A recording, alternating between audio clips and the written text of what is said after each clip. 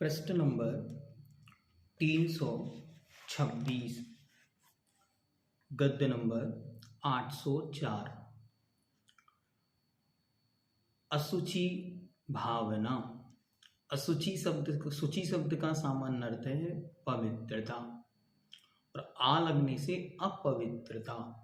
तो यहाँ शरीर की अपवित्रता के विषय में आचार्य बतलाते हैं।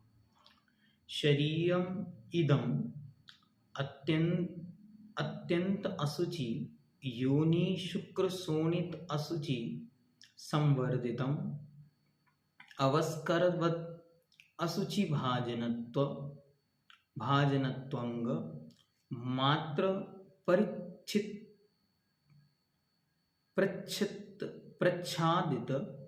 प्रच्छादितम अतिपूरित रस निष्यन्दे श्रोतो बिलम अंगारवत आत्मभावम आश्रितम अपि अश्वेबापाद्यति।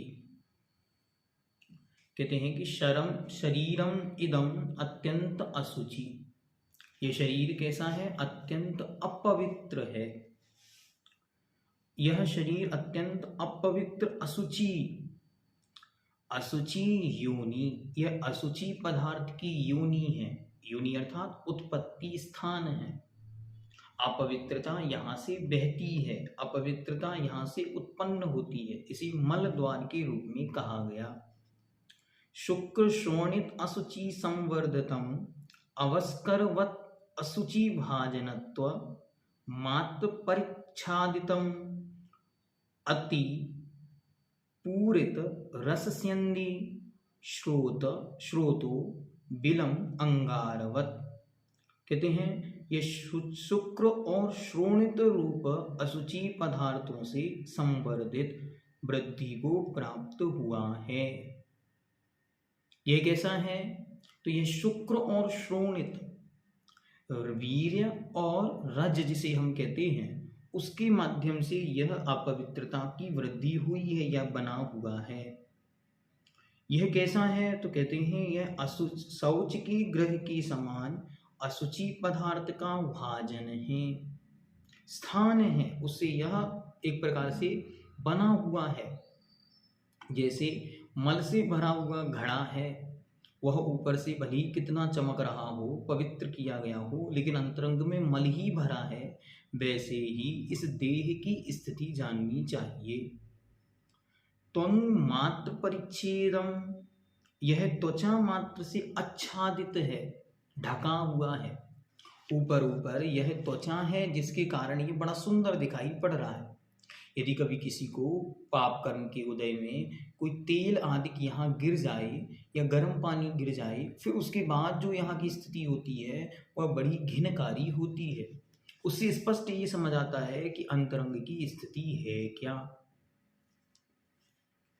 आगे कहते हैं अतिपूरित रसस्यन्नादि। कहते हैं यह अत्यंत दुर्गंध को बहाने वाला झरना है, निरंतर मानो गंदगी बह रही है। फिर कहते हैं स्यंदनी श्रोत विलम अंगारवत, अंगार के समान अपने आश्रय में आए हुए पदार्थ को शीघ्र ही नष्ट कर देने वाला है। कैसा है?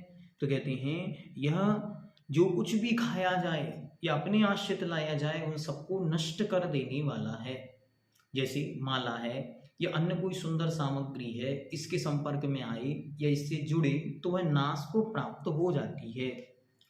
स्नान अनुलेपन धूप प्रघर्ष वाश माल्यादि भी अपि नाशक्यम असुचित्वम अपरिहतुम अस्य।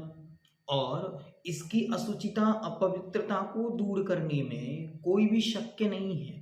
ना तो स्नान है, न अनुलेपन चंदन आदि का लेप करना, उपटन आदि, और धूप प्रघर्षवास अर्थात धूप की मालिश जिसे सनवात कहते हैं, और माल्यादि भी सुगंधित माला आदि के द्वारा भी न शक्यम असुचित्यम अपरिहितुम शक्यम। किसी भी दृष्टि से उसकी अशुचिता को, अपवित्रता को, दुर्गंधता को दूर करने में शक्य, समर्थ नहीं है।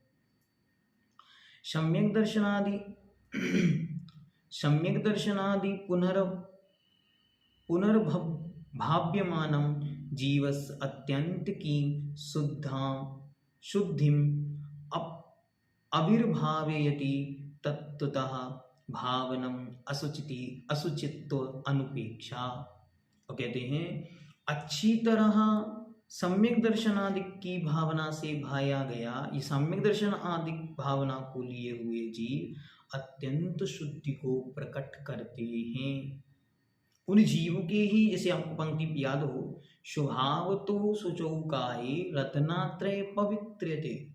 स्वभाव से अशुचि अपवित्र इस काय में जब रत्नात्रय धारण किया जाता है, रत्नात्रय धारण कर लिया जाता है, सो वह पवित्र हो जाता है। ऐसे यहाँ पे कहते हैं किंतु अच्छी तरह भावना किए गए सम्यक दर्शन आदि जीव की आत्यंतिक शुद्धि को प्रकट करते हैं। इस तरह वास्तविक रूप से चिंतन करना अनुपेक्षा है। बार बार ये चिंतन करें कि बाहर में कितना भी जल से स्नान किया जाए, नदी आदि में स्नान किया जाए, ये अन्न और भी प्रकार की माल्यादिक लेपन गंध आदि की जाए, लेकिन इसे पवित्र नहीं कर सकते, इसे सुंदर बना सकते बाहर से, लेकिन वास्तविकता में वो सुंदरता शाश्वत नहीं कर सकते। एवं ही अस्य संस्मरणतः शरीर निर्वेदो भवति। और इस प्रकार का चिंतन करने से शरीर से निर्वेद हो जाता है, उसकी भावना से रहित हो जाता है, जिसे कहते संवेग भाव बढ़ जाता है। संसार के चिंतन करने से वैराग्य और शरीर का चिंतन करने से निरंतर ही संवेग को प्राप्त होता है। तो वैराग्य को संवेग बढ़ता चला जाता है, निर्वेद परिणाम उसके उत्पन्न होते हैं। निविन्नाश्च जन्म